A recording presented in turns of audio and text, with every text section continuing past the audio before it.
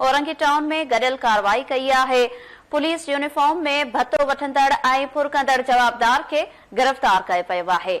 कराची खां ख़बर अवां ताईं पहुचायूं पिया। इन कार्रवाई के हवाले से अवांखे ॿुधाईंदासीं। रेंजर्स ऐं पुलिस औरंगी टाउन में गडियल कार्रवाई कई है। पुलिस यूनिफॉर्म में भत्तो वठंदड़ ऐं फुरकंदड़ जवाबदार के गिरफ्तार कयो पियो आहे।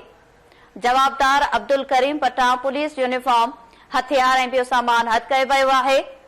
तर्जुमान जो चवणु आहे जवाबदार पुलिस यूनिफॉर्म पहिरें 100 खां वधीक फौजी वारदातुनि जो एतराफ़ कयो आहे। तर्जुमान जो इहो चवणु आहे त जवाबदार खे वधीक कार्रवाईअ लाइ पुलिस हवाले कयो वियो आहे। ब्रेकिंग न्यूज़ अवां सां शेयर कयूं पिया। कराची खां रेंजर्स ऐं पुलिस औरंगी टाउन में गडियल कार्रवाई कई आहे। पुलिस यूनिफॉर्म में भत्तो वठंदड़ ऐं फुरकंदड़ जवाबदार के गिरफ्तार कयो वियो आहे।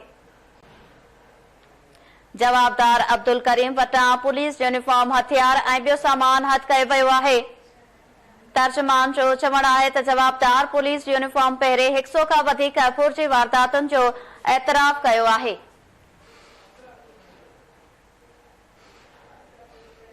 जवाबदार के वधीक कार्रवाई लाइ पुलिस हवाले कयो वियो आहे।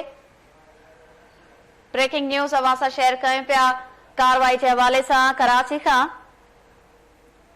रेंजर्स ऐं पुलिस औरंगी टाउन में गडियल कार्रवाई करे पुलिस यूनिफॉर्म में भत्तो वठंदड़ ऐं फुरकंदड़ जवाबदार के गिरफ्तार कयो वियो आहे।